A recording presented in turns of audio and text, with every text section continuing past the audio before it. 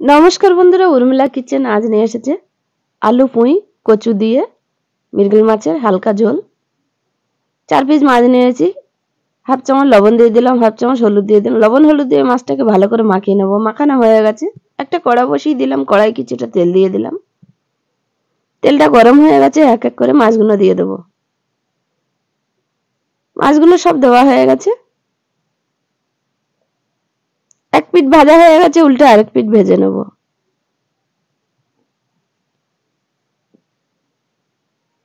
মাছগুলো ভাজা হয়ে গেছে, একটা প্লেটে তুলে নেব। মাছ ভাজা তেলের উপরে ফোড়নের মধ্যে দিয়ে দেবো হাফ চামচ কালো জিরে, একটা পেঁয়াজ কুচি। হালকা আছে পেঁয়াজটা ভেজে নেব। 1 চামচ আদা ও রসুন বাটা দিয়ে দিলাম। আদা রসুনের গন্ধটা না থাকে ভালো করে ভেজে নেব। সবজির মধ্যে দিয়ে দিলাম প্রথমে পুঁই শাকটা দিয়ে ভালো করে কষে নেব।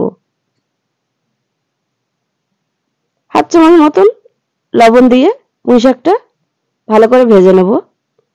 পুঁই শাকটা ভালো করে ভাজা হয়ে গেছে, কেটে রাখা আলু কচুগুলো দিয়ে দেবো। একসঙ্গে দিয়ে সবজিটা কষে নেব। স্বাদ মতন লবণ দিয়ে দিলাম, হাফ চামচ হলুদ দিলাম, 1 চামচ কাশ্মীরি গুঁড়া লঙ্কা দিয়ে দিলাম, হাফ চামচ জিরে দিলাম। সবকিছু মশলা দিয়ে সবজিটা ভালো করে কষে নেব।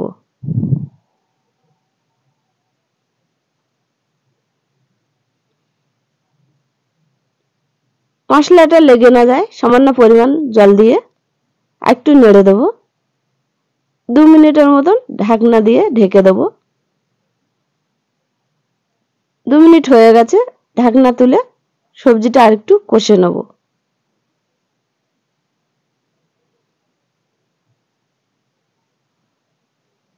সবজিটা ভালো করে কষা হয়ে গেছে, পরিমাণ মতন জল দিয়ে দেব।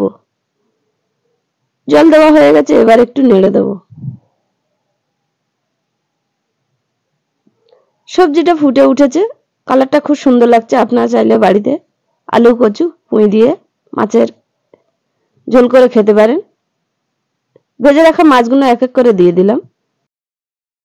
মাছগুলো দেওয়া হয়ে গেছে, সবজিটা হয়ে গেছে, নামিয়ে পরিবেশন করো। আপনাদের ভালো লাগলে কমেন্ট, শেয়ার, লাইক, সাবস্ক্রাইব করবেন।